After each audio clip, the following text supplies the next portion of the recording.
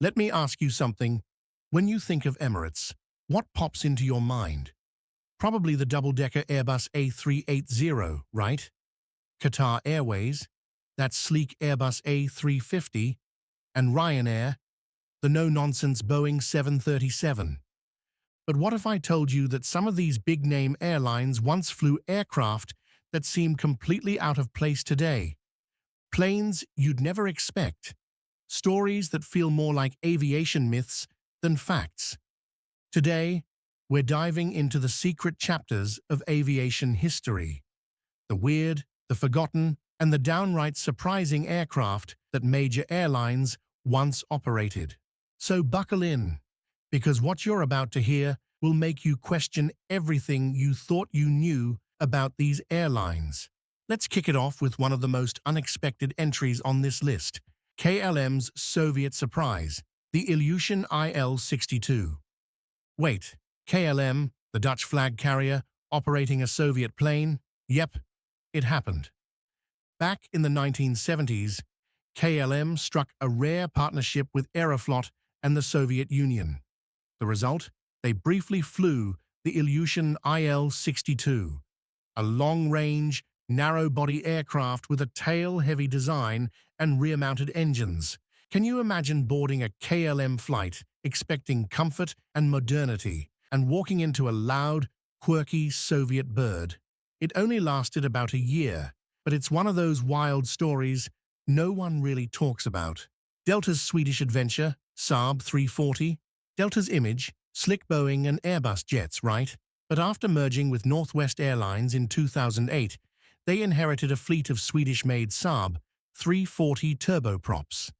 These tiny 34-seater zipped passengers across short regional routes, until 2011, when Delta retired the whole fleet, citing high per-seat costs. Delta wanted faster, more efficient regional jets, but for a while, if you were flying out of Minneapolis or Memphis, you might have caught one of these rare birds.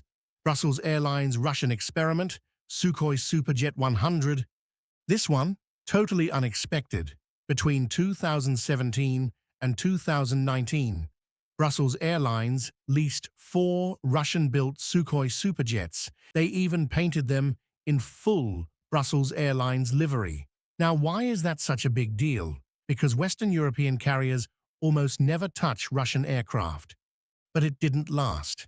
Maintenance headaches and parts shortages forced them to return the planes after just 2 years. One of those jets, by the way, was still flying in 2024, in Brussels livery, just without the logo. Emirates' tiny secret, the VIP A319. You probably know Emirates for its sky palaces, the A380s and Boeing 777s. But here's a twist. They also operate a humble Airbus A319. Only, this A319 is no ordinary plane. It's a flying palace. Configured for just 10 people, this VIP jet has private suites, a shower, and even a room that turns into a restaurant or boardroom. This jet isn't about moving the masses, it's about luxury in the skies. Qatar Airways and a military transport jet. Here's something that'll really make your jaw drop. There's a Boeing C-17 Globemaster III out there, wearing the Qatar Airways livery. Yes, that giant military transport aircraft. Now, officially, it's operated by the Qatar Emiri Air Force. But why the Qatar Airways paint job? Turns out, during humanitarian missions, the civilian branding helps avoid panic and gain access in crisis zones. Smart and surprising. British Airways private jet dream.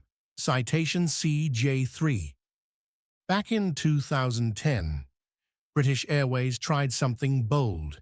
They launched Private Connect, a service offering private jet travel, and the aircraft of choice, the tiny, fast Cessna Citation CJ3. You only paid for the time you used the plane. No traditional tickets. BA was testing the waters of personalized air travel. It didn't last long, but for a few years, they brought the speed and luxury of business jets to a whole new audience. Malaysia Airlines, and the rare Airbus A310. While the A310 had a fan base with carriers like Delta and Air India, Malaysia Airlines also quietly leased one in 1990. Used for expanding into the Indian subcontinent, it connected cities like Delhi and Karachi. It was a short stint, and soon the plane went off to Sudan Airways. But it's a cool little aviation trivia nugget.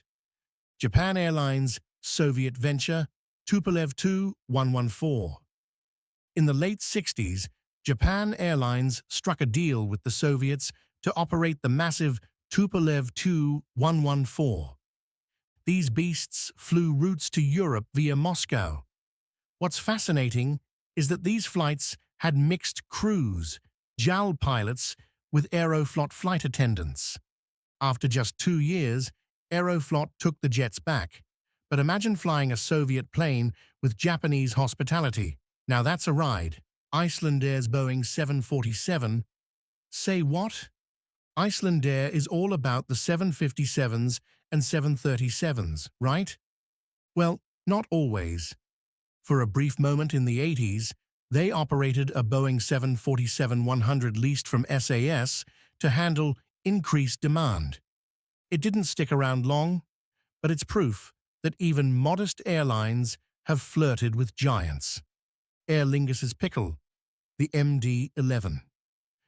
Between 1998 and 2001, Aer Lingus operated a McDonnell Douglas MD-11 and nicknamed it the Pickle.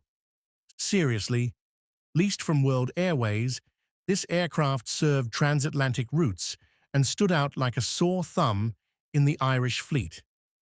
It only lasted 2 years, but it left a lasting impression on crews and passengers alike. Ryanair's non-Boeing chapter, a TR-42. Ryanair and Boeing go together like coffee and cream.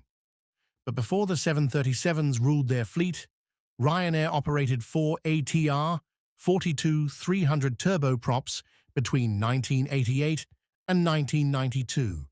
Faster and more reliable than the older HS-748s they replaced, the ATRs helped set Ryanair on the path to becoming Europe's go-to budget airline.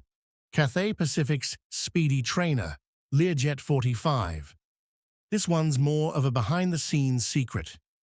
In 2001, Cathay Pacific bought a Learjet 45, not for passengers, but for training. The cockpit mimicked their bigger jets, and its ability to reach 51,000 feet made it ideal for advanced pilot work. Who knew this luxurious business jet had such a studious job? Finnair's freighter, the MD-11F. Most folks remember Finnair for its slick passenger jets, but in the early 2010s, they flew a McDonnell Douglas MD-11 freighter for cargo routes. It connected Helsinki with places like Hong Kong and New York. The plane was phased out by 2014, but it played a major role in global logistics for the airline. Air France's brief love affair, Lockheed L-1011 TriStar. Between 1989 and 1991, Air France operated a single Lockheed L-1011 TriStar. Powered by the iconic Rolls-Royce RB211 engines, it served transatlantic routes like Paris to New York. It didn't last long, and eventually went to Air Transat. Still, it's another curious case of an airline trying something new. Saudi's Beechcraft Bonanza, the tiny trainer. Picture this. Saudia, known for wide bodies and long-haul giants, also owns a tiny 6-seat Beechcraft Bonanza. Why? Flight training. With its advanced cockpit, it's perfect for introducing new pilots to more complex flight systems. British Airways and Chinooks. And here's the final shocker.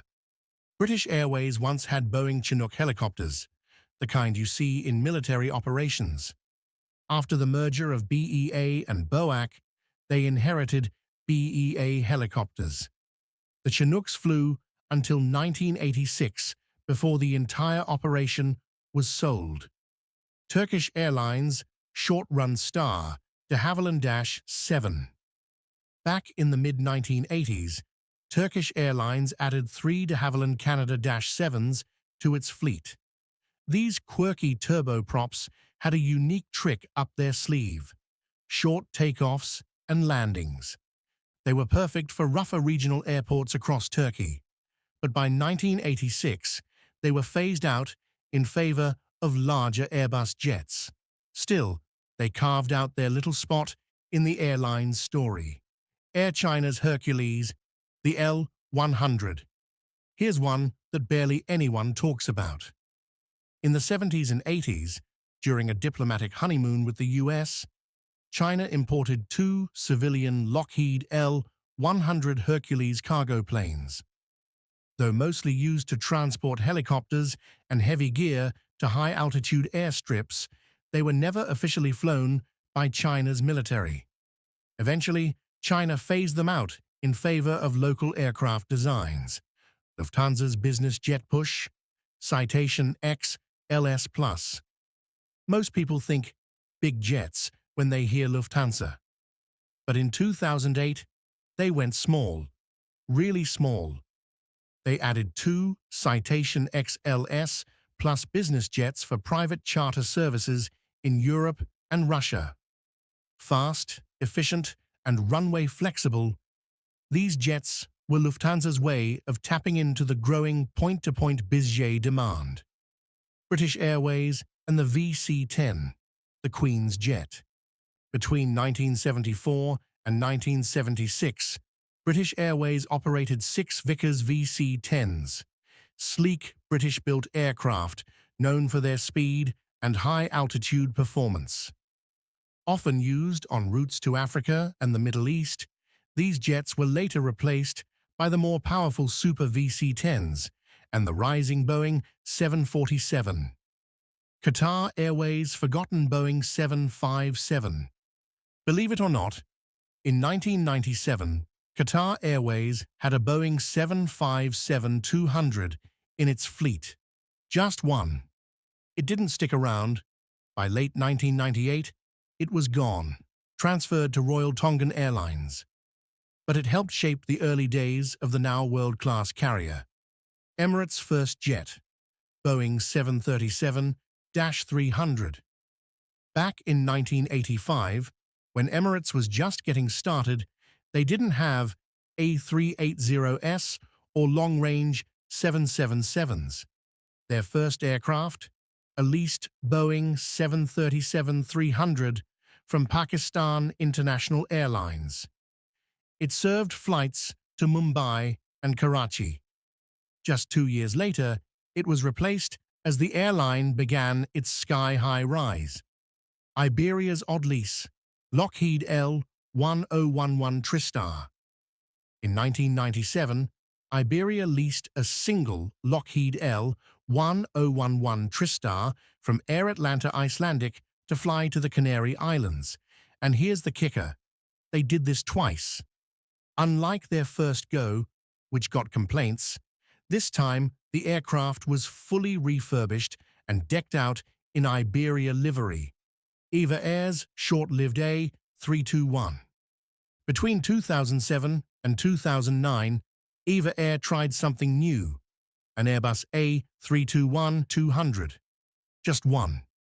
It helped them expand across Asia and even served New Zealand routes via codeshare. But after 2 years, they let it go. Korean Air's forgotten Fokker, the F-28. In the 1980s, Korean Air introduced the Dutch-made Fokker F-28 Fellowship to better handle regional traffic and tricky runways. One of the planes suffered an engine failure in 1989, and while it was a rough moment, all 48 on board survived. A miracle in aviation. Lufthansa's Learjet link. Air China wasn't the only one using Learjets for VIP transport. Lufthansa also incorporated Learjets for high-speed executive transfers.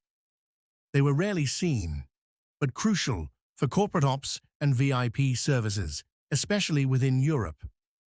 Brussels Airlines and Sukhoi. Again, yep, this one's worth a second shout. Brussels Airlines made headlines with the Sukhoi Superjet, not just because it was Russian, but because it stood out like a sore thumb in Western Europe. It was short-lived, but unforgettable. British Airways Chinook chapter. Yes, the Chinook helicopter. In the 1980s, after a merger, British Airways inherited rotorcraft, including 6 Chinooks, through its helicopter division. They were used for offshore services, not combat, and the entire division was eventually sold off. But BA's Chinook story is 100% real. Air China's VIP jet, Learjet 45. From 2004 to 2007, Air China operated a Learjet 45, not for passengers, but for executive transport. Configured in a plush 8-seat layout, it helped shuttle China's top officials around the region. Saudi Arabia's tiny trainer, Beechcraft Bonanza. You've heard of Saudi Arabia's wide-body fleet, but they also operate something a little smaller, like 6 seats small. The Beechcraft Bonanza is used for flight training and intro programs for new pilots, building skills before they move on to the big boys. And there you go. Now we've hit the full 30, from military helicopters in civilian fleets to luxury VIP jets with only 10 seats. These stories paint a whole different picture of the airlines we thought we knew. Drop your favorites in the comments. Maybe we missed a few. Let us know, and we might do a part 2. And don't forget, like, subscribe, and keep flying curious.